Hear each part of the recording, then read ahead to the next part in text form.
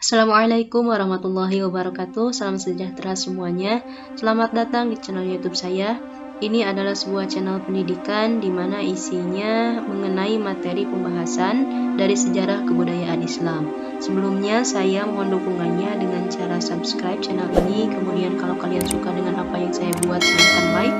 Kalaupun ada pertanyaan atau kritik dan saran, silahkan tuliskan di komentar. Dan kalau dirasa ini bermanfaat, silahkan di-share di sosial media kalian.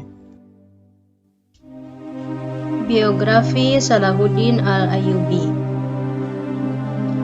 Nama lengkapnya Salahuddin Yusuf Al-Ayyubi Abdul Muzaffar Yusuf bin Najmuddin bin Ayyub. Salahuddin Al-Ayyubi berasal dari bangsa Kurdi. Ayahnya Najmuddin Ayyub dan pamannya Asaduddin Syirkuh hijrah meninggalkan kampung halamannya dekat Danau Van dan pindah ke daerah Tikrit di Irak. Salahuddin lahir di Benteng Tikrit, Irak tahun 532 Hijriah atau 1137 Masehi. Ketika ayahnya menjadi penguasa benteng Saljuk di Tikrit, saat itu baik ayah maupun pamannya mengabdi kepada Imaduddin Zangki, gubernur Saljuk untuk kota Mosul di Irak. Ketika Imaduddin berhasil merebut wilayah Baalbek, Lebanon tahun 534 Hijriah atau 1139 Masehi, Najmuddin Ayyub ayah Salahuddin diangkat menjadi gubernur Baalbek dan menjadi pembantu dekat Raja Suriah Nuruddin Mahmud. Pendidikan masa kecilnya, Salahuddin dididik ayahnya untuk menguasai sastra ilmu kalam, menghafal Al-Quran dan ilmu hadis di madrasah. Dalam buku-buku sejarah dituturkan bahwa cita-cita awal Salahuddin ialah menjadi orang yang ahli di bidang ilmu-ilmu agama Islam atau menjadi seorang ulama. Ia senang berdiskusi tentang ilmu kalam, Al-Quran, fikih, dan hadis. Selain mempelajari ilmu-ilmu agama, Salahuddin mengisi masa mudanya dengan menekuni teknik perang, strategi, maupun politik.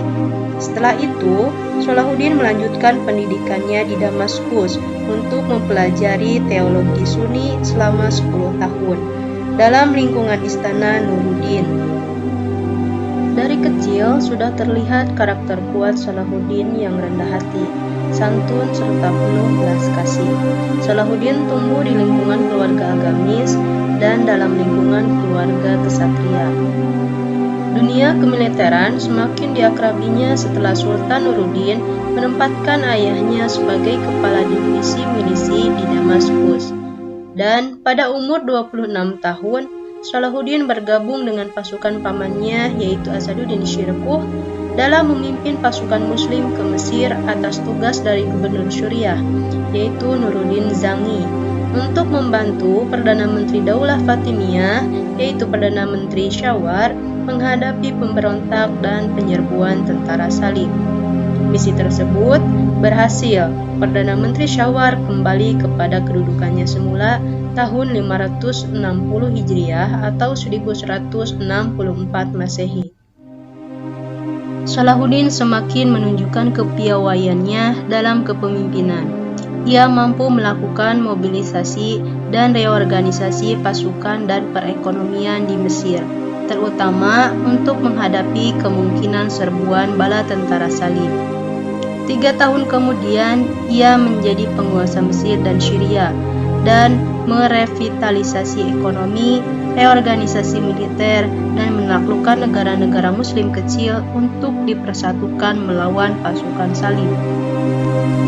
Impian bersatunya bangsa muslim tercapai setelah pada September 1174 Masehi, Salahuddin berhasil menundukkan Daulah Fatimiyah di Mesir untuk patuh pada kekhalifahan Ayyubiyah di Baghdad. Daulah Ayyubiyah yang bermadzhab Sunni akhirnya berdiri di Mesir menggantikan Daulah Fatimiyah yang berkuasa sebelumnya dan bermadzhab Syiah. Pada usia 45 tahun, Salahuddin telah menjadi orang paling berpengaruh di dunia Islam. Selama kurun waktu 12 tahun, ia berhasil mempersatukan Mesopotamia, Mesir, Libya, Tunisia, wilayah barat Jazirah Arab, dan Yaman di bawah kekhalifahan Ayyubiyah. Kota Damaskus di Syria menjadi pusat pemerintahannya.